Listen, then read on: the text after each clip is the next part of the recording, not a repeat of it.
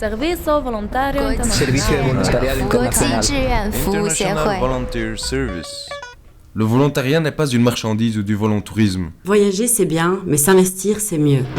Le service volontaire international propose des projets de volontariat dans plus de 60 pays, tout en restant accessible à tous. Avec plus de 600 projets dans 60 pays, nous nous chargeons de faire de votre projet un succès, pour vous et pour nos partenaires locaux. Plus d'informations sur www.servicevolontaire.org.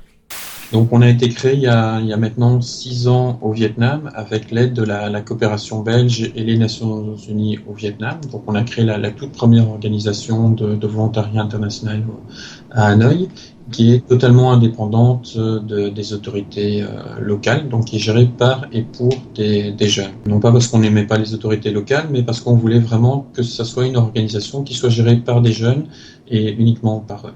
Notre départ, c'est le Vietnam. Ça fait maintenant 2 ans qu'on est en Europe, notamment pour promouvoir nos activités au Vietnam, celles de nos partenaires, et également lutter contre le tourisme humanitaire. Donc il y a de plus en plus d'agences de voyage qui se mettent à vendre de l'humanitaire comme nouvelle attraction touristique. Ça coûte horriblement cher, ça peut facilement aller à 2000 € pour un mois, jouer aux médecins dans les pays du tiers-monde. On n'est pas parvenu à convaincre le secteur associatif traditionnel, donc on s'est dit, voilà, on va faire le travail nous-mêmes. Vous aviez le sentiment qu'il y avait un manque, qu'il fallait une association vraiment désintéressée pour proposer à de jeunes volontaires de partir porter des projets à l'étranger? Il existe d'autres associations similaires à la nôtre, mais je dirais ce qui est un peu spécial, c'est qu'on est d'abord une association du Sud. Donc on a une approche très différente d'une organisation peut-être plus traditionnelle. Donc, un exemple, c'est au niveau de la préparation.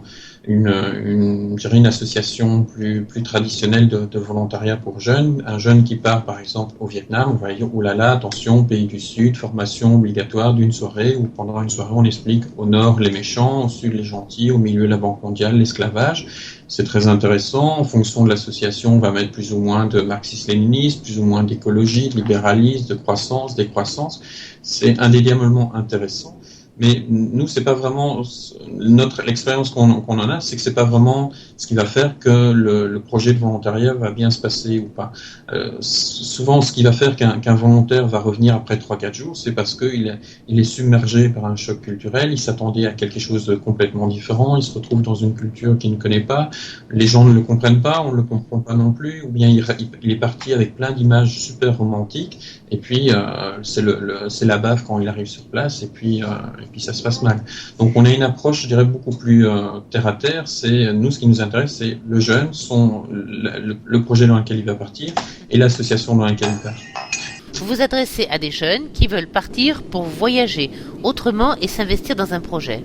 On s'intéresse principalement à des jeunes 18-30 ans, ça c'est notre public cible, mais pas exclusivement. Donc par exemple, on a de plus en plus de retraités qui souhaitent faire du volontariat.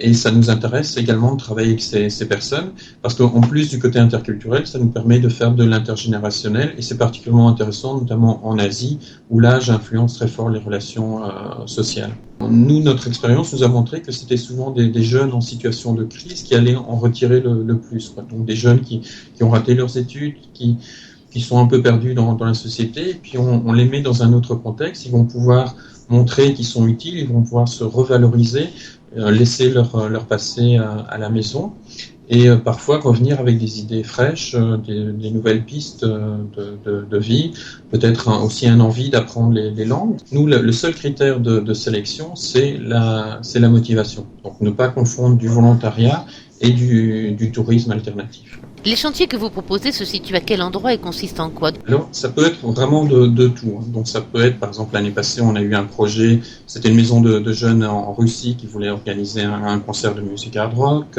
En Allemagne, c'est de la reconstruction de châteaux médiévaux. Ça peut être s'occuper des tortues sur les plages au Mexique. Ça peut être un travail dans une école pour des enfants abandonnés au Sénégal, un festival de films en Corée, faire pousser des choux au Japon. Ça peut être de tout, tant que ça reste associatif et non commercial. Donc, par exemple, il n'est pas question d'envoyer un volontaire faire les vendanges dans le sud de la France et prendre le boulot d'un ouvrier agricole.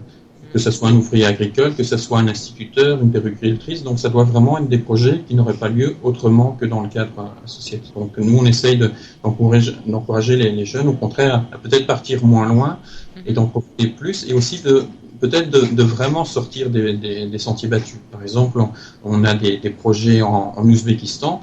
Je suis sûr qu'une grande majorité des Européens ignorent où se trouve l'Ouzbékistan. Or, ben voilà, c'est moins loin. La Géorgie, l'Arménie, ce sont aussi des pays qui sont intéressants. Il y a des choses intéressantes à faire au niveau associatif, au niveau touristique, il y a aussi des choses, et on n'est pas obligé de se ruiner dans un billet d'avion. Donc on travaille nous dans plus de 70 pays à travers le monde, aussi bien des pays riches que des pays moins développés. Donc il y a un choix très très grand. Vous insistez beaucoup en disant attention au volontariat commercial. Il ne faut pas confondre commerce et volontariat parce que c'est incompatible.